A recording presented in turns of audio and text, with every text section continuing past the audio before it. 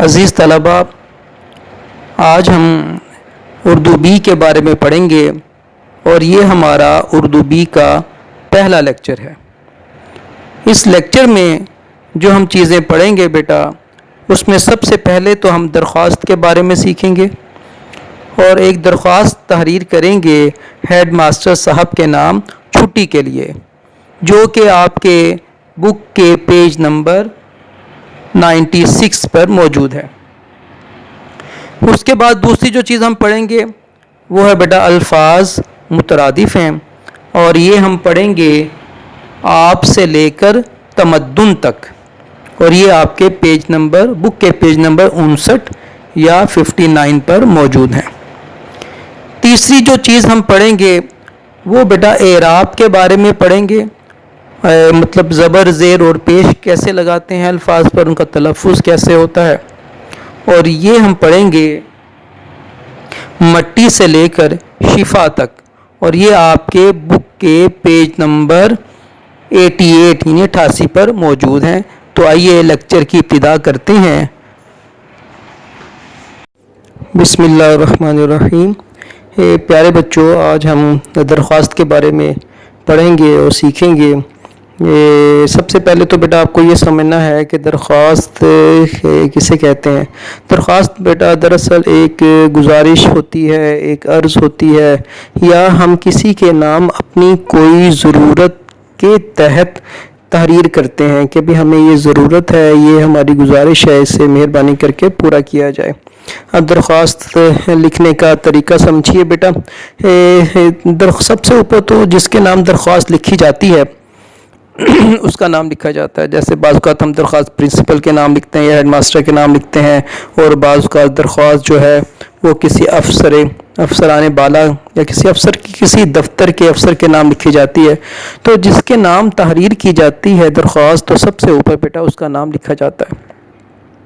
آج جو ہم درخواست پڑھیں گے وہ ہے ہیڈ ماسٹر کے نام اسکول سے چھٹی کے لیے درخواست۔ تو آپ دیکھیے بیٹا، سب سے پہلے ہم لکھیں گے باخدمت جناب ہیڈ ماسٹر صاحب۔ ہیڈ ماسٹر کی جگہ آپ پرنسپل بھی لکھ سکتے ہیں، اور اس کے بعد لکھیں گے، ہمیشہ آپ نے یہی لکھنا ہے، government primary school. Government primary school, آگے آپ گڑی شو لکھ دیں یا کچھ بھی نام لکھیں یا نام بھی لکھیں، گورنمنٹ پرائمری اسکول، اور اس کے بعد آپ ڈالیں گے کوما۔ انگلش میں بیٹا اسے کوما کہتے ہیں، اردو میں ہم اسے کہتے ہیں سکتہ۔ ٹھیک ہے بیٹا، یہ آپ نے یاد رکھنا ہے، اسے کہتے ہیں سکتہ، تو یا الٹی واؤ کہہ لیں آپ، اور اس کے بعد اپنے شہر کا نام لکھیں گے۔ اس کے بعد بیٹا نیچے ہم جناب عالی لکھیں گے۔ جناب عالی کے بعد ایک نشان ہے بیٹا، آپ الٹا آئی بھی کہہ سکتے ہیں، اردو میں اسے کہتے ہیں ندائیہ، یعنی جب بھی ہم کسی کو مخاطب کریں گے، کسی کو بلائیں گے، تو اس کے آگے بیٹا ہمیشہ ندائیہ کی علامت لگائی جاتی ہے، ندائیہ لگائیں گے، اور پھر اس کے نیچے سے بیٹا آپ شروع کریں گے۔ ایک بات اور آپ نے مد نظر رکھنی ہے بیٹا کہ آپ یہاں دیکھ بھی سکتے ہیں کہ باخدمت جناب جو ہے وہ مارجن لائن سے تھوڑا ہٹ کر تحریر کیا گیا ہے۔ تو جس طرح سے ایک پیراگراف آپ نے بکس میں بھی دیکھا ہوگا کہ مارجن لائن سے ہٹ کر تحریر کرتے ہیں تھوڑا سا، تو اسی طرح سے باخدمت جناب کی جو لائن ہے یہ مارجن لائن سے تھوڑا ہٹ کے شروع کریں گے، اور اسی طرح باخدمت جناب کے بالکل نیچے آپ نے دیکھا مؤدبانہ گزارش بھی اسی کی لائن میں ہے اور مارجن لائن سے تھوڑا ہٹ کر ہے۔ مؤدبانہ گزارش ہے کہ مجھے کل سے زکام اور سر درد کی شکایت ہے، جس کی وجہ سے میں اسکول حاضر نہیں ہو سکتا۔ مہربانی فرما کر ایک دن کی رخصت عنایت فرمائیں، عین نوازش ہوگی۔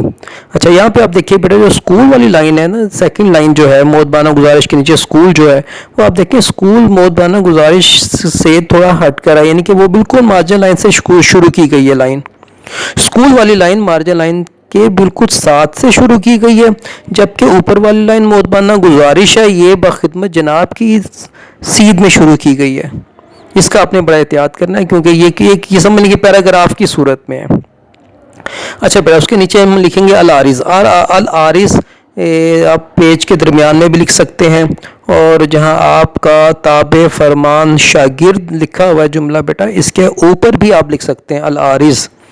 العارض کی جگہ آپ درخواست گزار بھی لکھ سکتے ہیں اور العارض بھی لکھ سکتے ہیں، اور اس کے نیچے آپ لکھیں گے، اگر آپ پرنسپل کے نام لکھ رہے ہیں تب یہ جملہ لکھیں گے، آپ کا تابع فرمان شاگرد۔ بعض اوقات بچے تابع دار لکھ دیتے ہیں، تو تابع دار آپ نے نہیں لکھنا، درست لفظ ہوتا ہے تابع فرمان شاگرد۔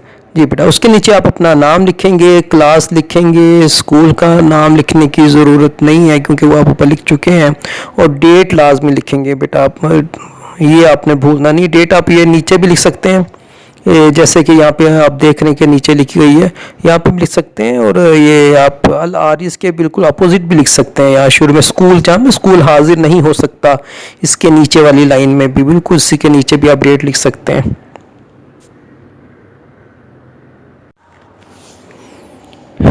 بیٹا اب آج ہم مترادف الفاظ کے بارے میں پڑھیں گے۔ بیٹا مترادف لفظ کہتے ہیں ان الفاظ کو جو ہم معنی ہو، مطلب جن کا معنی ایک ہی جیسا ہو، اسے ہم معنی الفاظ بھی کہتے ہیں اور مترادف الفاظ بھی کہتے ہیں۔ جیسے کہ بیٹا ہم کہتے ہیں آدمی اور انسان دونوں ہم معنی ہیں، بیمار اور مریض یہ دونوں لفظ ہم معنی ہیں، ان کے دونوں کا مطلب ایک ہی ہے، لہٰذا بیٹا یہ کہلاتے ہیں مترادف الفاظ۔ آئیے بیٹا اب دیکھیے مترادف الفاظ جو ہم نے پڑھنے ہیں۔ سب سے پہلے ہے بیٹا آب، اور آب کا مترادف لفظ ہوتا ہے پانی۔ دوسرا لفظ دیکھیے بیٹا، اس کے بعد ہے اچھا۔ اچھا کا مترادف آپ بھلا بھی لکھ سکتے ہیں، ٹھیک بھی لکھ سکتے ہیں، بہتر بھی لکھ سکتے ہیں، ان تینوں میں سے کوئی سا بھی ایک معنی لکھ سکتے ہیں آپ۔ اس کے بعد دیکھیے بیٹا آرزو۔ آرزو کہتے ہیں بیٹا تمنا یا خواہش کو۔ اگلی لائن میں آ جائیے، آگے لکھا بیٹا پتہ، پتہ نشان، اور آدمی کا مترادف ہے انسان بھی ہے اور بشر بھی ہے۔ ارشاد کا مترادف ہے حکم، فرمان یا بات بھی ہے۔ آب، آب ایک تو آپ نے آب پڑھا ہے، پانی کو بھی کہتے ہیں، اور آب کہتے ہیں چمک دمک، جیسے آب و تاب ہم کہتے ہیں نا بیٹا، تو آب کا مطلب ایک چمک و دمک بھی ہوتا ہے، تو اس کا مترادف لفظ چمک و دمک بھی ہے۔ ارادہ، اس کا مترادف لفظ قصد بھی ہو سکتا ہے، عزم بھی ہو سکتا ہے، اور نیت بھی ہو سکتا ہے۔ آفتاب کا مترادف لفظ ہے بیٹا سورج، خورشید یا شمس۔ جی بیٹا آگے دیکھیے، آگے ہے اعظم۔ اعظم کہتے ہیں بزرگ یا بڑا، ویسے بڑے کے معنی میں زیادہ استعمال ہوتا ہے بیٹا، تو اعظم کہتے ہیں بزرگ یا بڑے کو۔ اور امید کا مترادف ہوتا ہے بیٹا توقع، تلفظ درست بولیے گا بیٹا، لفظ ہوتا ہے توقع یا آس بھی کہہ سکتے ہیں آپ۔ آقا کا مترادف ہے مالک، اور اذیت کا مترادف ہے تکلیف۔ استاد کا مترادف ہے معلم، اور تلفظ درست دیکھیے گا بیٹا، درست تلفظ ہوتا ہے معلم، اور یا پھر ہم بولیں گے مدرس۔ انجمن کا مترادف ہے محفل یا مجلس، تلفظ درست دیکھیے گا بیٹا۔ آگے اوسان، اوسان کا مترادف ہے ہوش و حواس، کیا ہے بیٹا مترادف؟ ہوش و حواس۔ اور بدلہ کا مترادف ہے بیٹا اجر۔ بندگی کا مترادف ہے عبادت یا پوجا۔ اور بیماری کا مترادف ہے مرض یا علالت۔ جی بیٹا آگے دیکھیے، بے وقوف، بے وقوف کا مترادف ہے احمق یا نادان۔ پاکیزہ کا مترادف ہے طاہر یا صاف یا لطیف۔ اور بیٹا پیڑ کا مترادف ہے درخت یا شجر۔ تاخیر کا مترادف ہے دیر۔ اور تشکیل کا مترادف ہے تعمیر یا صورت۔ اور تمدن کا مترادف ہے رہنا سہنا۔ اب بیٹا جی ہم کچھ اعراب کے بارے میں پڑھیں گے۔ اعراب کہتے ہیں زبر، زیر اور پیش کو۔ زبر، زیر اور پیش کو بیٹا اعراب کہتے ہیں۔ تو یہاں پہ آپ دیکھیں بیٹا، اب ہم اعراب پڑھتے ہیں۔ سب سے پہلا جو ہے یہ ہے بیٹا مٹی۔ مٹی کہتے ہیں بیٹا، مٹی کا تلفظ دیکھیے بیٹا، آپ دیکھیے کہ ٹے کے اوپر نا شد ہے، یہ ٹے کے اوپر شد ہے اور اس کے نیچے زیر ہے، مٹی۔ اور اس کے بعد ہے بیٹا باز، اور اس کے بعد ہے سدے باب۔ یہ دال کے اوپر بیٹا آپ شد ڈالیں گے، دال کے اوپر بیٹا آپ شد ڈالیں گے، ٹھیک ہے بیٹا، دال کے اوپر آپ شد ڈالیں گے، سدے باب۔ اس کے بعد ہے بیٹا مفلسی، مفلسی، لام کے نیچے زیر آئے گی بیٹا، تلفظ درست سے نیچے کا مفلسی۔ اس کے بعد ہے بیٹا درویش، دال کے اوپر زبر آئے گی، واو کے نیچے زیر، درویش۔ اس کے بعد بیٹا محراب، میم کے نیچے زیر ہے، رے کے اوپر زبر بیٹا محراب۔ اس کے بعد دور افتادہ، درست لفظ بیٹا بولیے گا، پھر دوبارہ سے سمجھیے گا بیٹا، لفظ ہے دور افتادہ۔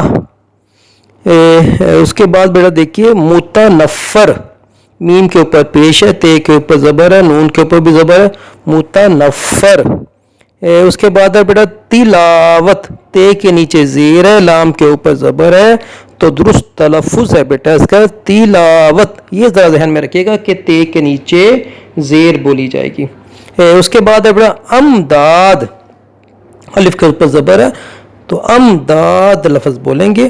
اس کے بعد ہے بیٹا مستحق، میم کے اوپر پیش ہے، تے کے اوپر بیٹا زبر ہے اور ہے کے نیچے زیر ہے، تو درست تلفظ ہوگا مستحق۔